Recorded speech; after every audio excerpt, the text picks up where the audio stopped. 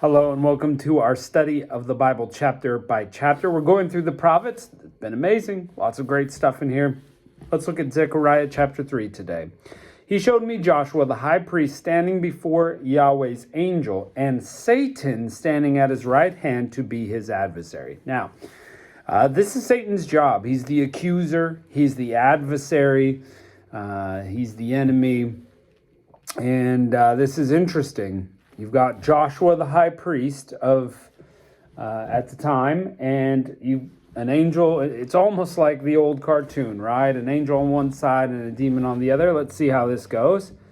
Verse 2, Yahweh said to Satan, Yahweh rebuke you, Satan. Yes, Yahweh who has chosen Jerusalem rebuke you.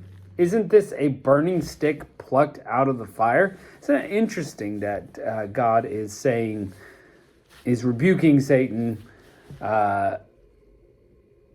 by using Yahweh rebuke you. So, I don't know. That seems to be deep. Maybe it's not as deep, but, why wouldn't he just say, I rebuke you? And I guess in essence he is, but it just seems just interesting to me. Isn't this a burning stick plucked out of the fire, something that's still smoldering? Verse 3, now Joshua was clothed with filthy garments and standing before the angel. And he answered and spoke to those who stood before him, saying, take the filthy garments off him. To whom he said, behold, I've caused your iniquity to pass from you, and I will clothe you with rich clothing. So perhaps this is a picture of Jerusalem and what it was before, full of sin. And now God's saying it's time. Though Satan is accusing you of all of your past, though Satan is accusing you of all the sins you used to be in, Jerusalem, it's time to be decked out in clean clothes, good clothes. Time to change, so to speak. Let's continue. Verse 5, I said, let them set a clean turban on his head. So they set a clean turban on his head and clothed him, and Yahweh's angel was staying by. So they're just changing it all out. It's clean turban, clean clothes. Looking good, a changed life. Verse 6, Yahweh's angel solemnly assured Joshua, saying, Yahweh of armies says, if you will walk in my ways, and if you will follow my instructions, then you shall also judge my house, and shall also keep my courts, and I will give you a place of access among those who stand by. So here's the path. Follow me, follow my instructions, follow my ways.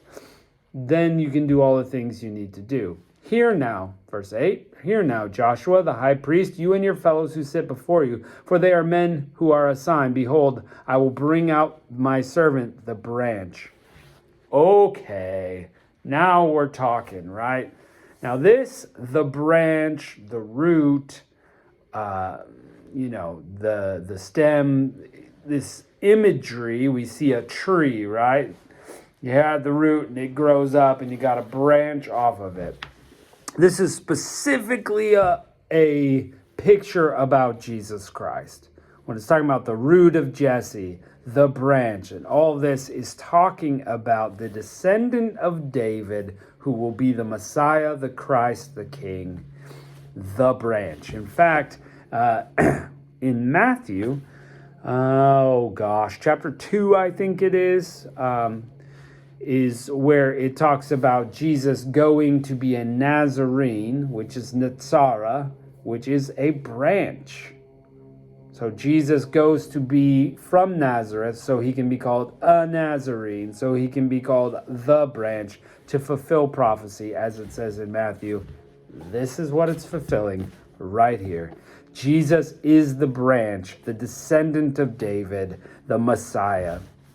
So, look, I will bring out my servant the branch. For behold, the stone that I've set before Joshua, on the stone are 7 eyes. And behold, I will engrave the description, says Yahweh of armies. And I will remove the iniquity of the land in one day. Didn't Jesus Christ remove iniquity permanently through his sacrifice? He gave us the chance to have that iniquity removed. Okay? We can either hold on to our iniquity ourselves, or we can let Jesus bring it on himself and remove it completely. That's the choice. Are we going to do things God's way? It's just like Yahweh of Armies said right there. Follow my instructions and everything's going to go accordingly how it should.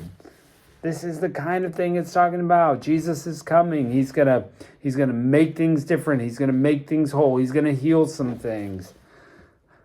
But we have to follow him. We have to follow the path. If you walk in my ways, it says. Verse 10, in that day, says Yahweh of Armies, you will invite every man his neighbor under the vine and under the fig tree. This is my favorite. I love this picture. I don't know why, but it just speaks to me. Right? It speaks to me of peace. You know, in this world, we will have trouble. We do have trouble. We go to work, we have trouble. We go home, sometimes there's trouble. We look on the news and there's trouble and conflict. And all of those things always happen. But look, after the branch comes and removes all iniquity forever, permanently in heaven, you're going to say to your neighbor, come sit under my vine. Come sit under my fig tree and relax. We're just going to enjoy what we've got here. Can you just imagine how it's going to be in heaven? The new Jerusalem, the new heavens, the new earth. When it's all taken away, all the iniquity is taken away permanently. And we are relaxed, getting to enjoy the glory of God and all he's created under our vine or under our fig tree, just this relaxed garden sort of natural thing. Wow. I don't know. That just, to me, you know how sometimes you get the picture and you can't describe it, but it's just so peaceful. Love that.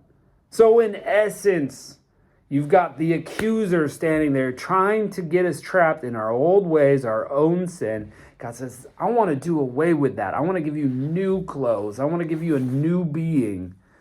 Right? I want to make things different. I'm going to bring the branch in and he's going to fix it all. He's going to remove sin permanently. And then you're going to be relaxed in heaven, in just the most beautiful garden you could have ever seen. It's going to be amazing. But you need to walk in my path. And so, yeah, I just love that. Amazing. Love that chapter. So, what are we going to do? That's the question set before us. We see this vision, this message from Zechariah that leaves us with this question. Are we going to follow God's ways or not? Are you going to follow the instruction or aren't you? Nobody can do it for you. Nobody can make that decision for you. That's it. You got to do it. So hopefully you choose his way and get there with the vine and the fig tree, thanks to the branch, Jesus Christ.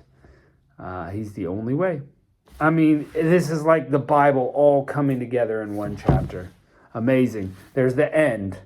You know, there's the sacrifice of Jesus. There's the current high priest of Jerusalem standing before God. There's, you know, God victorious. You got this angel. You got the devil. I mean, all the parts of the Bible right there in focus in this chapter. I mean, it's like a microcosm of everything that the Bible stands for. Oh, love it. Wow. Amazing. 10 out of 10. Of course. It's the Bible. They're all 10 out of 10, but wow. It just speaks differently to me. Well, I hope you enjoyed it too. Thanks for joining us, and we're going to see you next time.